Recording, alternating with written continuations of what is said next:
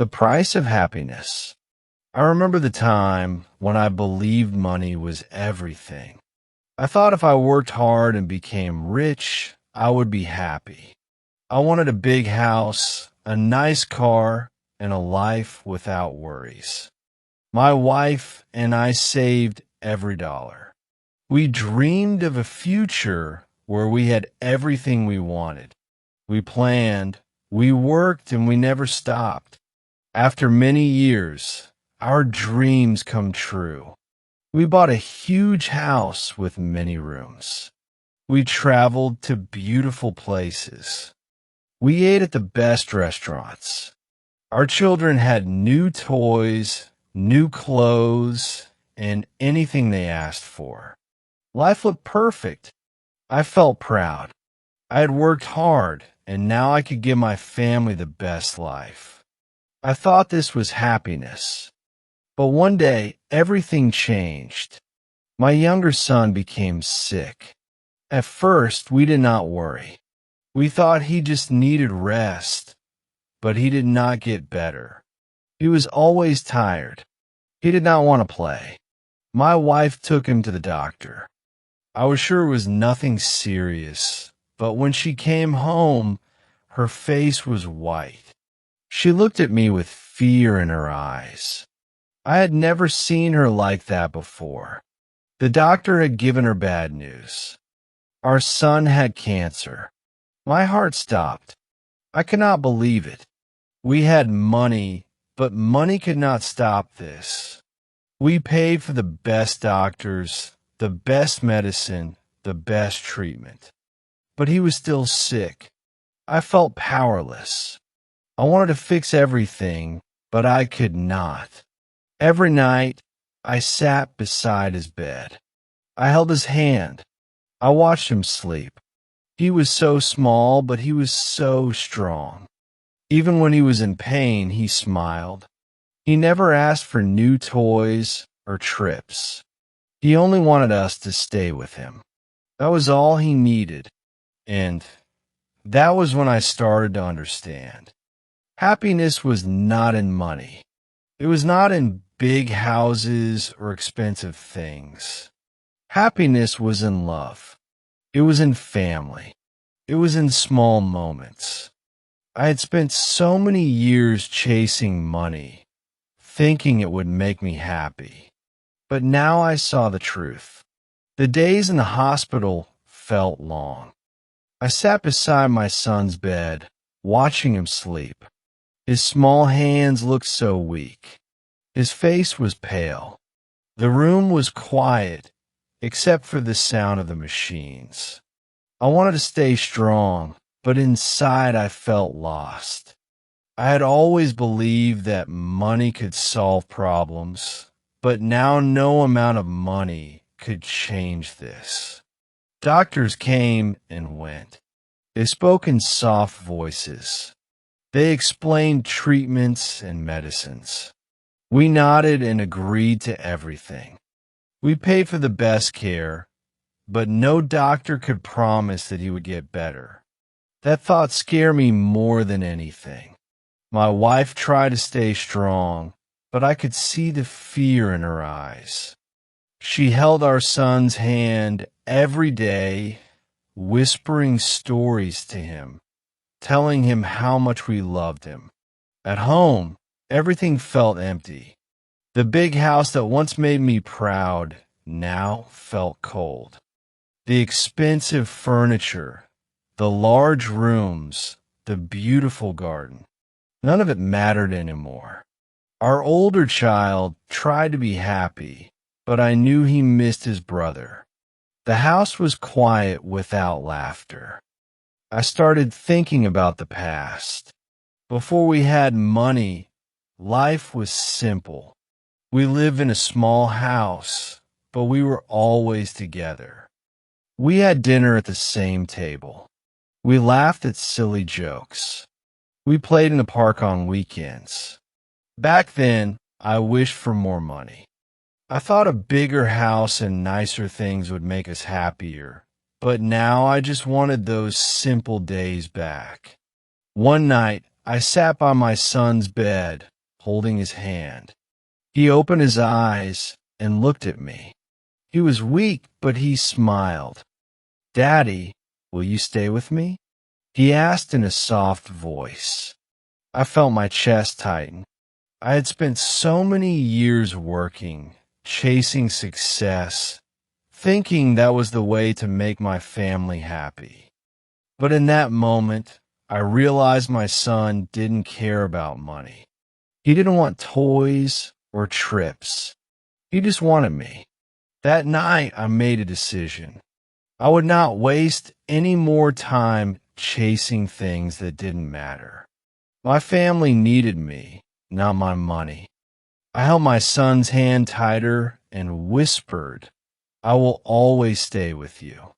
The hospital became our second home. The days were long and the nights were even longer. I sat beside my son, listening to the quiet beeping of the machines.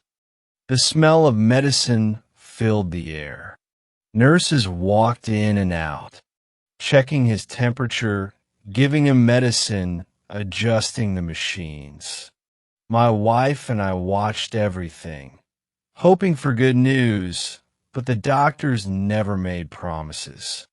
We only had hope, and some days even hope felt weak. I started noticing things I had never paid attention to before. The way my wife gently stroked our son's hair when he slept. The way his small fingers curled around hers as if he never wanted to let go. The way he smiled even when he was in pain. He never complained. He never asked why this was happening to him. He was stronger than I ever imagined. And I, a man who had built a successful life, felt weaker than ever. Our older son struggled too. He tried to be brave, but I could see the sadness in his eyes. He missed his brother. He missed his mother and me. We were always at the hospital, and he was often alone at home. I had spent years trying to give my children everything, but now I saw that I had not given them the one thing they needed most time. I've been too busy chasing success, believing that money would make us happy. But money could not bring back the days we had lost. One evening I walked outside the hospital to get some air. The sky was dark and the streets were quiet. I looked at the city lights in the distance. Tall buildings, expensive cars, people walking fast, all chasing something. I had been just like them, always running, always wanting more. But what had I really gained? A big house that felt empty. A successful business that no longer mattered. What was the point of all that if I could not even make my son healthy? I went back to his room and sat beside him again. His breathing was slow, his body weak, but he still smiled when he saw me. I reached for his hand and held it. For the first time in years, I did not think about work, money, or success. I only thought about him, about my family, about the moments I had missed. And I promised myself that if life gave us another chance, I would never make the same mistake again. The days turned into weeks, and the hospital became our world. My son's hair started falling out because of the medicine. His small body became even weaker. He could not run. He could not play, but he still smiled. He smiled when his mother read him stories. He smiled when his brother visited. He smiled even when he was in pain. I did not understand how he could be so strong when I felt so weak. One day, as I sat beside him, he looked at me with tired eyes. "Daddy, when we go home, can we play together?" he asked. His voice was soft, almost a whisper. I felt a lump in my throat. I had spent so many years working, telling myself that I was doing it for my family. But now my son had to ask me to play with him. I had been too busy chasing money to see what really mattered. At that moment, I made a promise. If we got through this, I would change. I would not spend my days in the office while my children grew up without me. I would not miss dinner because of late meetings. I would not let my business take me away from the people I loved. Money had given us comfort, but it had not given us happiness. Happiness was in the little things like playing with my son, having dinner together, laughing about silly things. As the weeks passed, we continued to fight. My son fought the sickness with all his strength. My wife fought her fear, staying strong for him. And I fought my regrets, realizing how much time I had wasted. The doctors gave us hope, but they also warned us to be patient. Healing would take time. There were no guarantees, but for the first time in my life, I understood that real wealth was not in money. It was in moments, in love, in being together. One evening, my son fell asleep holding my hand. I watched his small chest rise and fall with each breath. I thought about all the nights I had spent working late instead of being home. All the times I had bought gifts instead of giving my time. I could not change the past, but I could change the future. No matter what happened, I would never let money take me away from my family again. The seasons changed while we stayed in the hospital. Outside, life went on. People rushed to work. Cars filled the streets. Children played in the parks. But for us, time moved slowly. Each day felt like a battle, filled with tests, medicines, and waiting. We waited for good news, for signs of hope, for a reason to believe that things would get better. Some days were harder than others, but my son never stopped smiling. The doctors told us his body was responding to the treatment, but we had to be patient. His hair was gone, his body was weak, but his spirit was strong. My wife and I took turns staying with him, but I never wanted to leave. I had missed too much already. I had spent years building a life that I thought was perfect, but I had ignored the most important part, my family. Now I wanted nothing more than to be with them. One evening, my older son visited.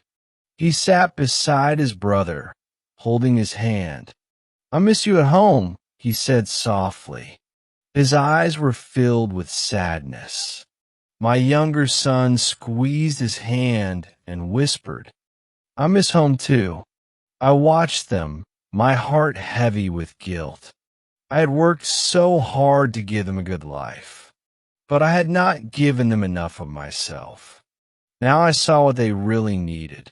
Not a big house, not expensive gifts. They just needed each other. They needed their family to be whole. One night, I sat alone in the hospital room while my wife took a short break. The lights were dim and my son was asleep. I thought about the past, about the years I had spent chasing wealth. I remembered the late nights at the office, the missed birthdays, the times I had promised. Maybe next time, but time does not wait. It moves forward, and if we are not careful, we lose the moments that matter most. I looked at my son, his small fingers curled around his blanket. He was fighting for his life, and yet he was teaching me how to live. He was teaching me what happiness really meant. It was not in the things I'd spent years working for. It was in love, in time, in being present. From that night on, I changed. I stopped thinking about work. I stopped checking my phone every minute. I stopped worrying about business meetings and bank accounts. My only focus was my family. I knew now that money was not the answer. Happiness was not something I could buy.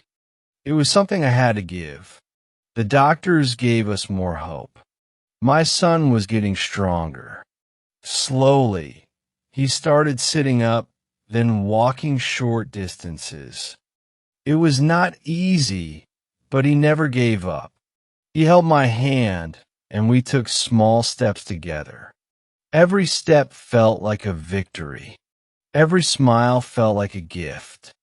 I had spent years chasing happiness in the wrong places. Now I found it in the simplest moments, walking beside my son, holding his hand, seeing my family together. As the weeks passed, we began to talk about going home. The idea of leaving the hospital felt unreal. It had been our world for so long, but my son was ready. He wanted to sleep in his own bed, play with his brother, eat dinner at our table again. We had spent so much time waiting for this moment, and now it was finally close. The day we left the hospital was a day I would never forget. My son held my hand as we walked toward the car. He was still weak, but his eyes were bright with excitement.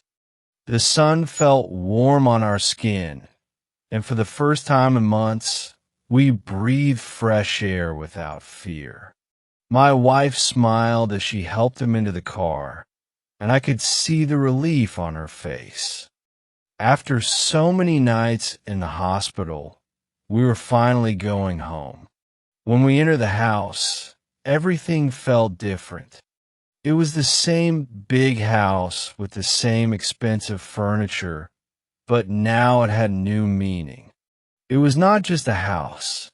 It was our home. My older son ran to his brother and hugged him tightly.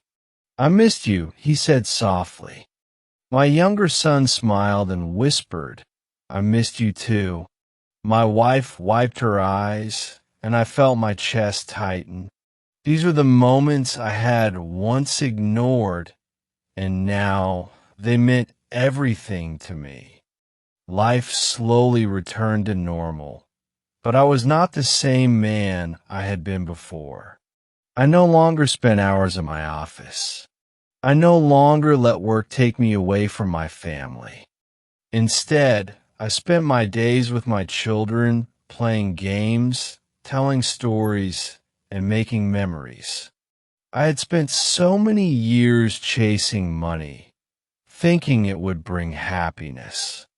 But now I saw the truth. Happiness was in time, in love, in being present. There were still difficult days. My son was still recovering, and we had to visit the doctor often. Some nights fear returned, but we faced it together. My wife and I held each other, knowing that we were stronger. Now we had learned what truly mattered. No amount of money could change the past, but we could make sure our future was filled with love and time spent together one evening. As we sat in the living room, my son rested his head on my shoulder. "Daddy, you're home a lot now," he said. His voice was soft, full of happiness. I smiled and kissed his head. "Yes," I whispered, "and I will always be here." I had spent years running after the wrong dream. Now I had found the real one, the love of my family, and this time I would never let it go.